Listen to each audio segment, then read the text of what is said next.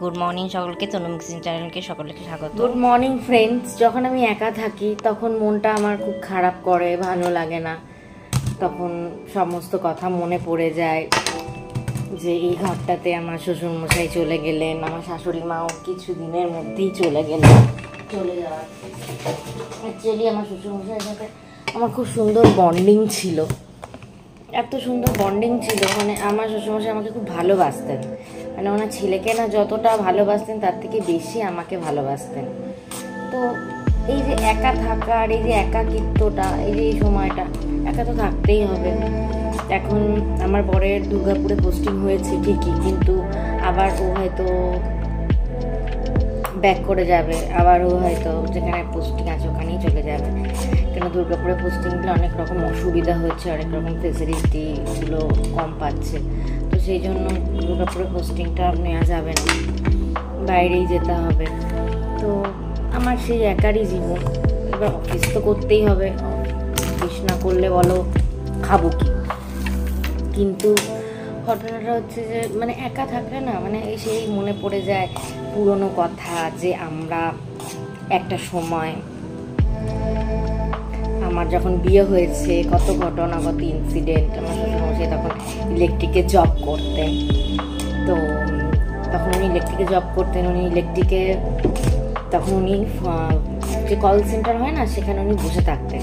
তা আমি ফোন করতাম শাশুড়ি মার ফোন থেকে, হ্যালো নমস্কার ইলেকট্রিক অফিস, বলছি হ্যাঁ নমস্কার বাবা, এরকম করে আমরা মজা করতাম। আমি আমার ননদকে তোমরা ব্লগে দেখেছো, আমরা যখন তখন বাবার অফিসে চলে যেতাম, গিয়ে বাবা আবার আমাদের হাতে আবার টাকাও দিত, যে যা এই টাকাটা নিয়ে যা তোরা খেল, মানে ঘোর মজা কর, এইরকম টাইপের।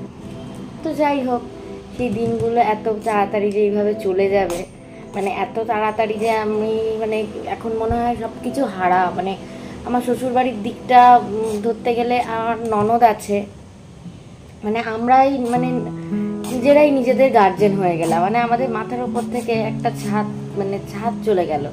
তো সেটাতেই খুব মনটা খারাপ করে যখন আমি একা থাকি। এই ঘরটা যখন নিই তখন সবাই মিলে আসা, থাকা, দেখা, গল্প করা, মজা করা সমস্ত। তো যাই হোক, এখন আর কিছু করার নেই, এখন একার জীবন, একা থাকতেই হয়। আর সত্যি কথা বলতে আমার বন্ধু সংখ্যা খুবই ছিল, আমি প্রচুর বন্ধু বান্ধবের সাথে মিশতে ভালোবাসতাম, কিন্তু একটা টাইমের পর এত মনে মানে আঘাত পেয়েছি। এখন আমার সত্যি কথা বলতে এখন বেশি বন্ধু আমার এখন ভালো লাগে না। এখন আমি মানে সিঙ্গেল থাকতেই বেশি পছন্দ করি। আমি দেখেছি যে যত মানুষকে বিশ্বাস করেছি আমি তত ঠকেছি। তো যাই হোক, তোমাদের সাথে বকবক করতে করতে আমার এই পটলটা ছাড়ানো হচ্ছে। এই আজকে একটু পটলের তরকারি করবো ইচ্ছা আছে, মানে অনেকগুলো পটল জড়ো হয়েছে, তো ভাবলাম যে তাহলে পটলের একটু তরকারি করে দিই। আর তারপর একদিনকে পটলের সর্ষে দিয়ে একটা পটলের খুব সুন্দর রেসিপি হয়, সেই রেসিপিটা করব। আসলে সত্যি কথা বলতে রান্না করতে না মন লাগছে না, মানে মনটা খারাপ হয়ে আছে, শুধু মনে হচ্ছে যে শুয়ে থাকি, গান শুনি, মানে কিছু ভালো লাগছে না সত্যি কথা বলতে যেটা বলে। কিন্তু এখন তো সেটা উপায় তো কিছু নেই, ভালো লাগাতেই হবে।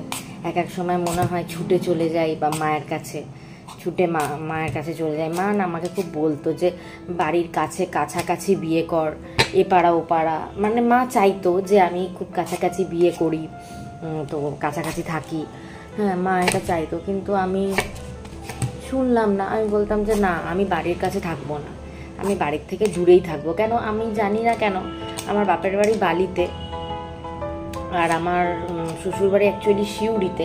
তোমরা জানো সিউড়ি বক্রেশ্বর, ওখানে বক্রেশ্বর তাপবিদ্যুৎ কেন্দ্র আছে, সেটাও নিশ্চয়ই জানো, আমরা ছোটোবেলায় পড়েছি। তারপর ওখানে বক্রেশ্বরে গরম জল, যেটা সারা পৃথিবী বিখ্যাত, মানে কী করে হচ্ছে এটা, মানে আদি অনন্তকাল ধরে হয়ে আসছে, সেইখানে আমার শ্বশুরবাড়ি। তো আমি তারপরে আমার হাজব্যান্ডের চাকরি সূত্রে আমি মাইথন চলে যাই, ওইখানে থাকতাম। তারপর ওখান থেকে আমি এখানে শিফট হয়ে যাই, ফ্ল্যাট কিনে, ওখানে ভাড়া থাকতাম, তারপর আমি ফ্ল্যাট কিনে এখানে শিফট হয়ে যাই।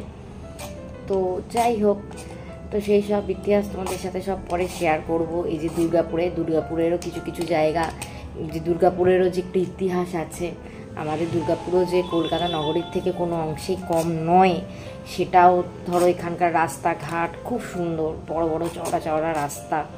তোমরা আশা করি আমার সমস্ত ভিডিওতে তোমরা দেখেছো, আমি দুর্গাপুরের রাস্তার ছবি দিয়েছি। এখানেও সমস্ত রকমের মল আছে, এখানেও সিটি সেন্টার আছে, যেটাকে বলে জংশন মল, ওটার নাম হচ্ছে Durgapur city centre.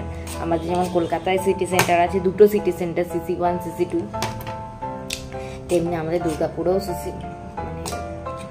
City centre আছে, খুব সুন্দর। তো যাই হোক, গল্প করতে করতে আমার পটলগুলো কাটা হয়ে গেল তোমাদের সাথে। কাজ তো করতেই হবে, কাজ না করলে তো ধরো, যেহেতু আমি হোম মেকার, অ্যাকচুয়ালি চাকরি হয়ে উঠতে পারিনি, তার কারণ আমার মেয়েটা ছোট এখনও, ও স্কুল থেকে এসে মানে ও একা থাকতে পারবে না। আর কোনো জবই ধরো যে একবেলার তো কোনো জবই হয় না এখনও পর্যন্ত এখানে নেই, যার জন্য আর যেগুলোও রয়েছে সেগুলো ওয়াকিং ডিস্টেন্স, মানে অনেকটা ডিস্টেন্স, অতটা ডিস্টেন্সে করা যাবে না, সেই জন্য জব হয়ে উঠতে পারে না। যাই হোক, তোমাদের সাথে গল্প করতে করতে আমার তরকারি কাটা হয়ে গেল। চলো এবার রান্না করবো, সঙ্গে থাকো, সাথে থাকো।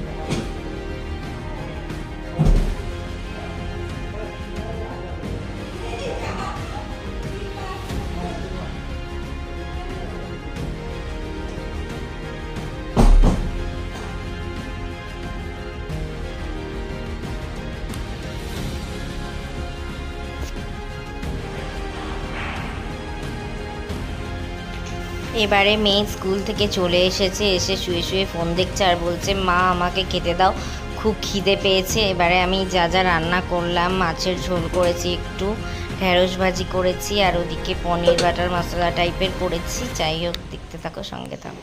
খাওয়া হয়ে গেলে বাঙালির একটা আশ্চর্য রকম ভাত ঘুম চলেই আসে, যেটা বাঙালিদের বলতে পারি যে আমাদের এটা মানে জন্ম থেকেই হ্যাবিচুয়েটেড, কিন্তু অনেক কাজের মাঝখানেও কেন জানি না একটা ভাত ঘুম মতো চলে আসে।